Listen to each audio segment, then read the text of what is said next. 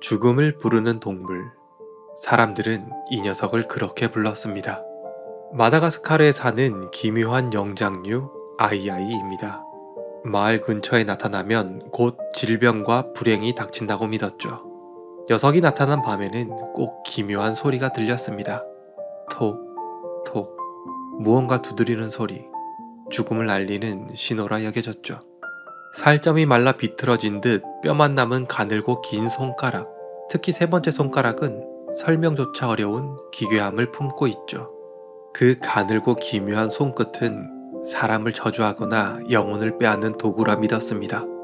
누군가를 가리키면 곧 죽음이 들이닥칠 거라 했죠. 이해할 수 없는 낯선 생명. 사람들은 그를 악령의 화신이라 낙인 찍었고 숲에서 마주치면 반드시 죽여야 화를 피할 수 있다고 여겼습니다. 하지만 죽음을 부른다던 그 손가락은 사실 아이아이가 살아남기 위해 수백만 년 동안 집요하게 다듬어온 진화의 걸작이었습니다. 오늘은 숲의 괴물로 불린 아이아이, 그 기묘한 진화와 오해의 실체를 살펴보겠습니다. 구독과 좋아요는 큰 힘이 됩니다. 꼭 눌러주세요. 아이아이는 영장류입니다. 몸 길이는 35에서 44cm, 체중은 2에서 3kg 남짓, 고양이만한 크기의 수박 하나 정도의 무게죠.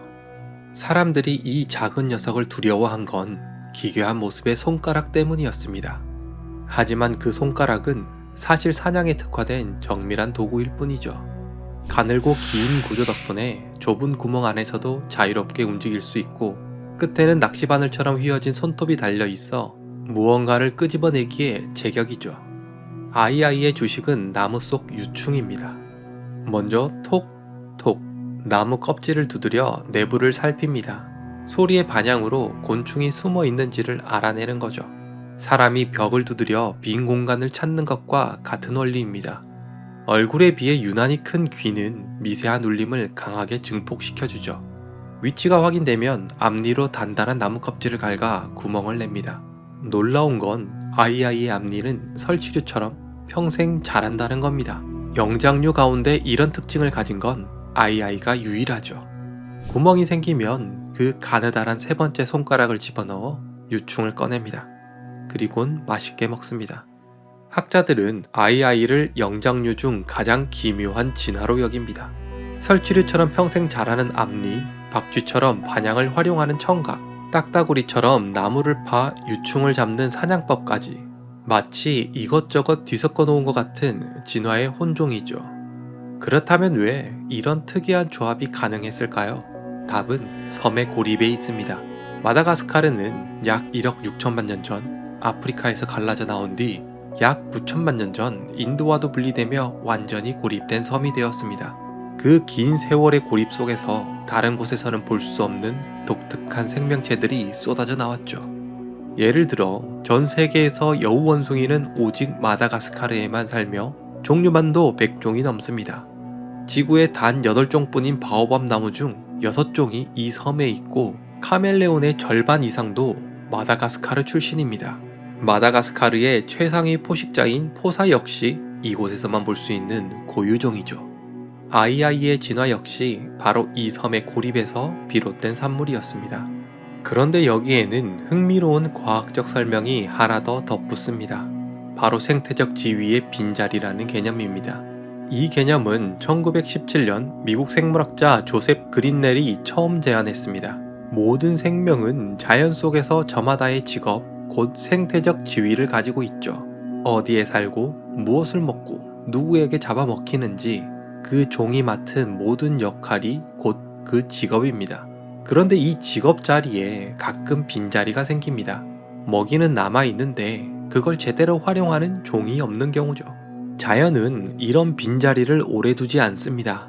남는 자원이 있다면 다른 종이 그 자리를 차지하게 되고 그 과정에서 전혀 예상치 못한 독특한 생명체가 등장하기도 합니다. 예를 들면 뉴질랜드에는 원래 육상 포유류가 전혀 없었습니다. 날 수 있는 박쥐 몇 종이 유일한 포유류였죠. 오늘날 살고 있는 쥐, 고양이, 개, 사슴 같은 포유류는 모두 인간이 나중에 데려온 외래종입니다.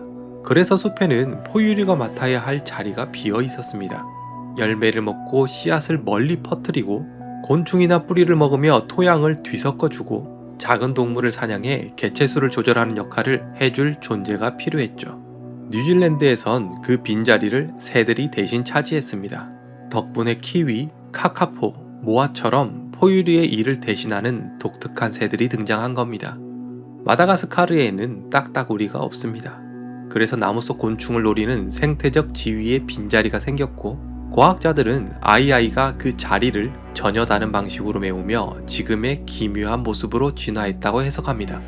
딱따구리 대신 아이아이, 달라도 너무 달라 설득력이 약해 보이지만 놀랍게도 과학자들은 그렇게 설명합니다.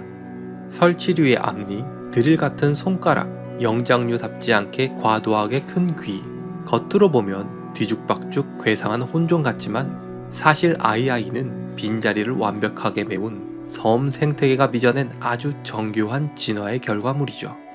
물론 진화는 언제나 하나의 가능성일 뿐 정답은 아닙니다. 구독과 좋아요는 큰 힘이 됩니다. 꼭 눌러주세요. 다음에 또 만나요.